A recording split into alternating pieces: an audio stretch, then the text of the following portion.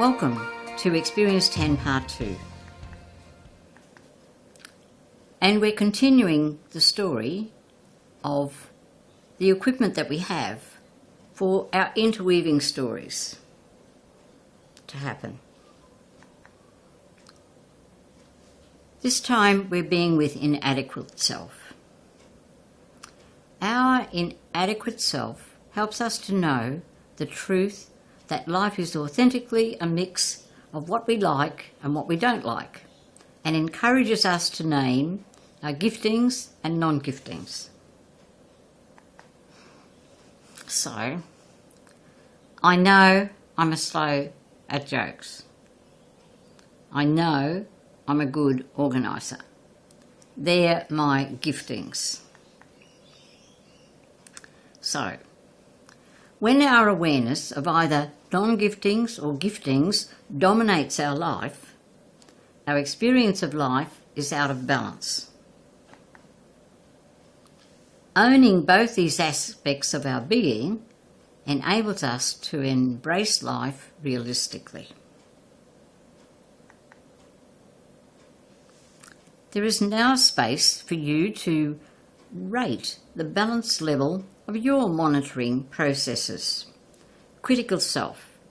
Remember, critical self is not all negative. Judgmental self. And again, it's not all negative. And inadequate self. These three monitoring processes are there to help us put together some balance through all the different energies which are interacting within us.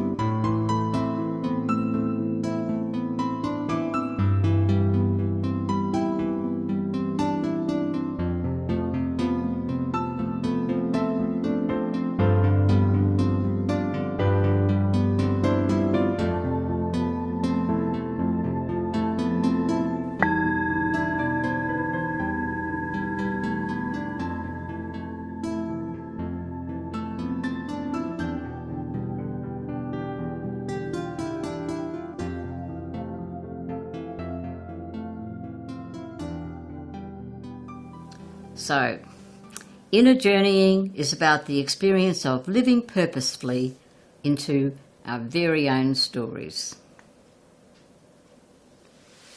And intentional inner journeying involves being attentive to inner energy, inner questioning, inner invitation, inner movement, inner choice, preference and desire. In a context of mystery more than impinging on my life, and another context of a choice to live in a caring, growth direction way.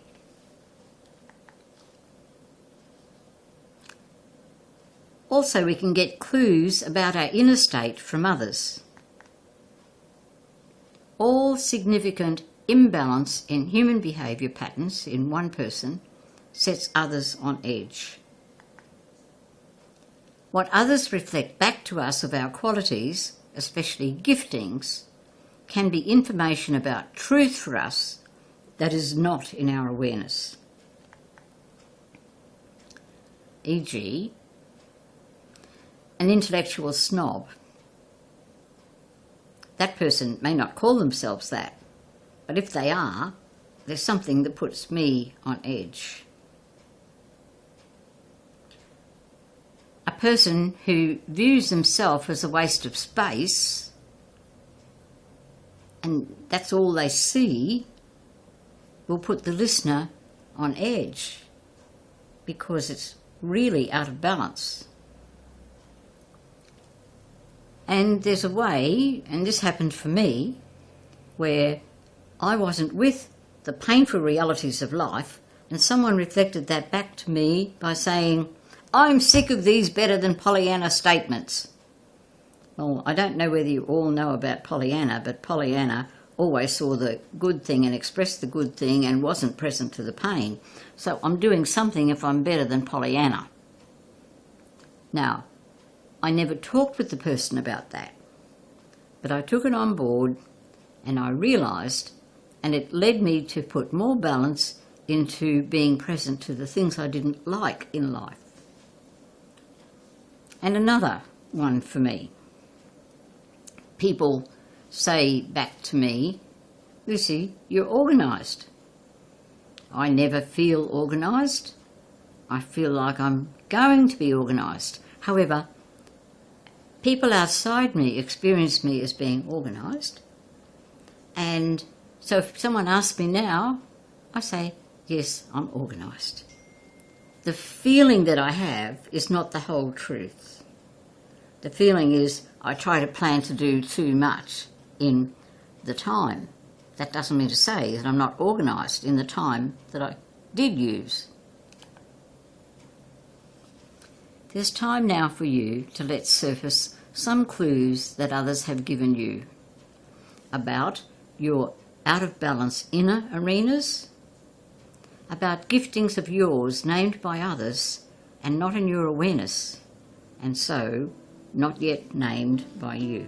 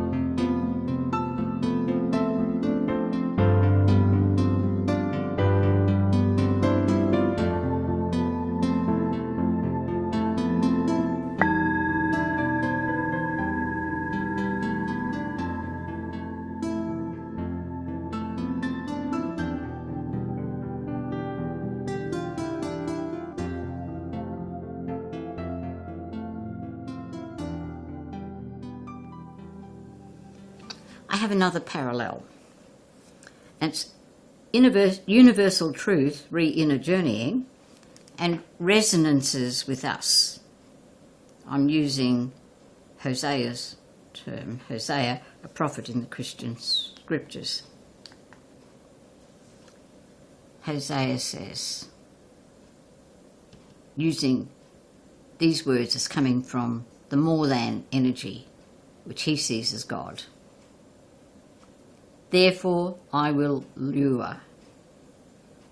There's more in it. For us, it's invitation after invitation. Hosea, and bring you into the wilderness. And within our inner landscape, the wilderness is places of unknowing, pain, rejection, temptation, if that's what's the downpouring for us.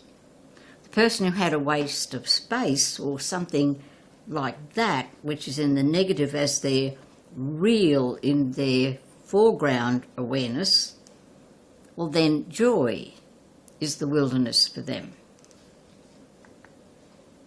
And speak tenderly. We are held with that caring that the universe is held. And I've called that being held gently, being understood in our reality. And make a door of hope. And that door of hope is being led through saying yes to these invitations to come to our inner territory of freeing. This is my story. And how do we get in touch with my story? I've called it contemplation, which is again a technical word. But I'm using it with the meaning give prolonged attention to, so that while you're listening to this experience, you are giving prolonged attention to energies that are happening with you and how they interact with one another, and listening to the metaphors. And the story for you is different from the story for me and from everyone else who looks at the videos. So that is prolonged attention to your tingles and clangs. And so back now, after having explained contemplation, as I mean it, in contemplation, I uncover invitations to underpinning love and mystery in my inner journeying.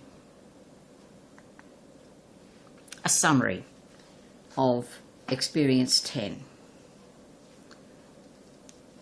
To experience living purposefully into my very own story, in a real way, requires regular time for reflecting on inner movements, noticing energies and the feelings associated with them, noting desires and preferences, engaging various selves to decipher invitations, and making growth and balanced direction choices.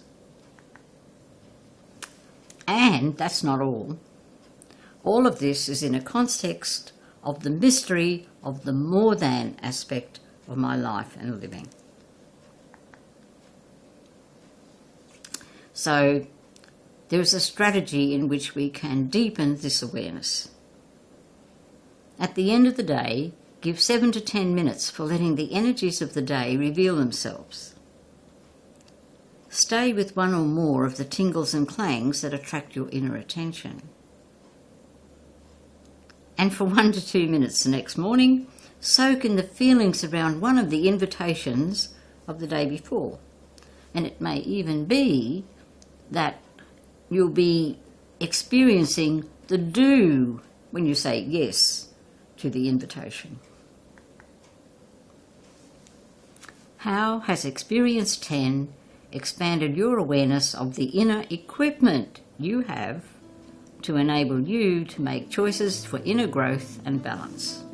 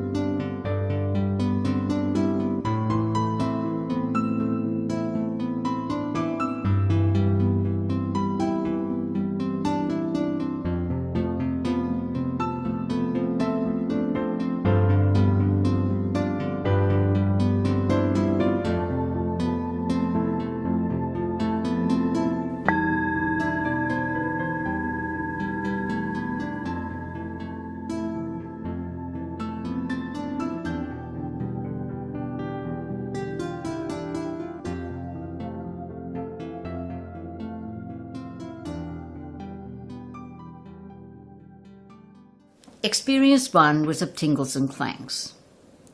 Experience 2 is of realities of selves within my consciousness. Experience 3 is of preference, desire and choice in responding to unexpected inner and outer invitations to change. Experience 4 of inner more than impinging on choices. Experience 5 of mystery revealing elements of inner truth. Experience 6 of choosing how we engage with mystery. Experience 7 of how mystery engages with and cares for the cosmos. Experience 8 of how mystery engages with us with the same patterning of energy release as happens with stars. And Experience 9 explores namings, our own, ours for how we engage with mystery and how mystery engages with us. Experience 10 names the equipment we have been gifted with which will help us to accomplish inner journeying in a growth balance direction. The conclusion to Series 1 reviews experiences 1 to 10. Thank you for being a part of this Experience 10. And if you really want to enrich your inner capacity for growth yet more, follow up with Series 2 and experience experiences 11 to 20. I hope I'll be welcoming you there.